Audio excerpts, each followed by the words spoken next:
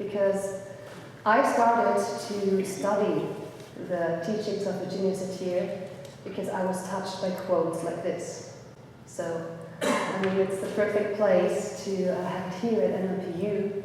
When you look at it, people need to see themselves as worthy of love. I mean, it's all about being identity and mission, and that we're really worth something.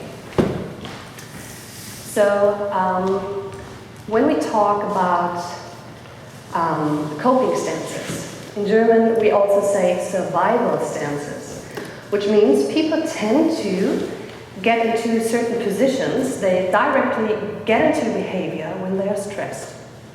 So it might be not the really cognitive decision, there's something about the other brains, you know, what was the name in English again? So you have the reptile brain and the emotional brain.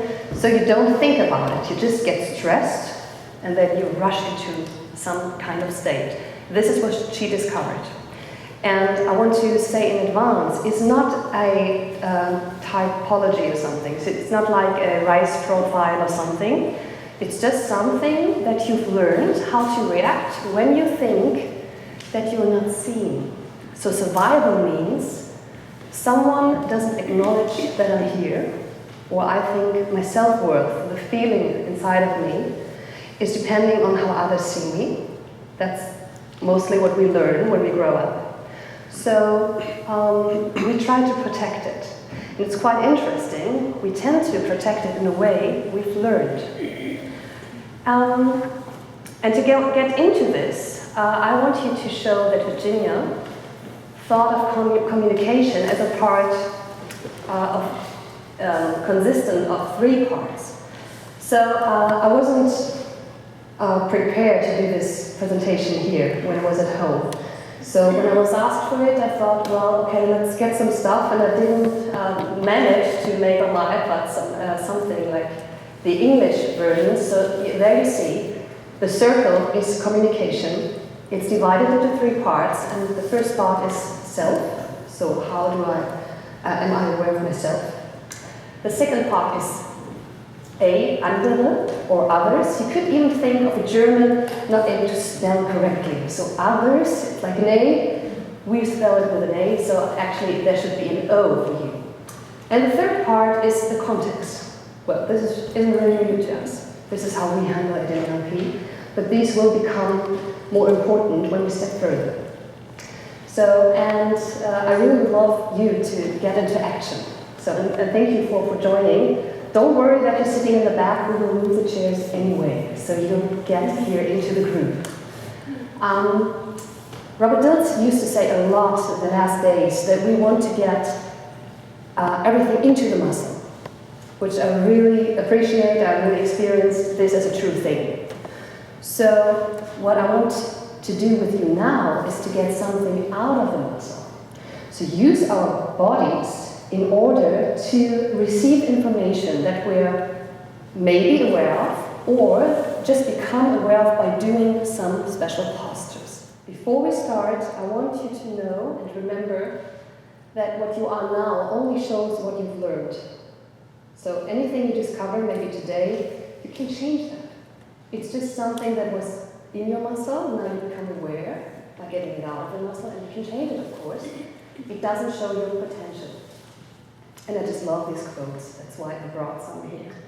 So, do you want to do something? Please say yes. Yeah, okay. So, then I want you to get up, bring all your stuff to the side.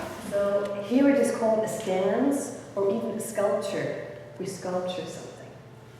So, the blamer is one of the first positions, and we will concentrate in the first run on the negative things. And later on, we will find the gold in each of those stances, because they're very powerful if you choose them.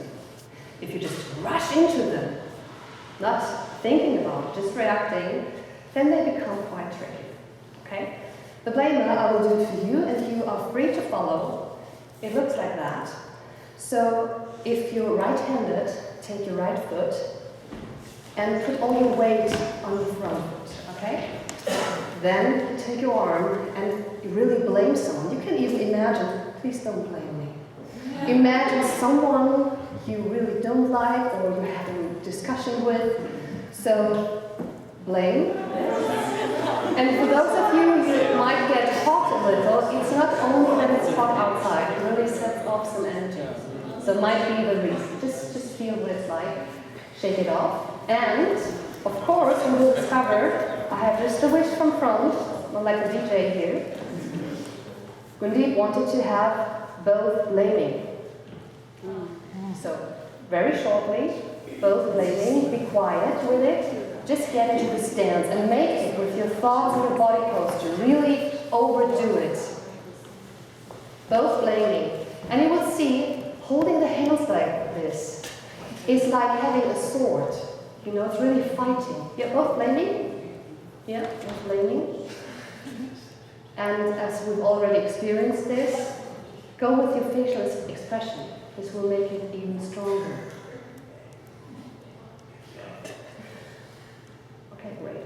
And maybe you know those situations well. Okay, great. So, we have it was lovely that so many people showed up. Thank you for working with me. It was a pleasure, and I hope you have had some, that you want to know more, but because I think it's really worth to go back to the roots to find out more about Virginia Satir. She did so many things to the NLP scene, and it's really all forgotten. So, thank you very much.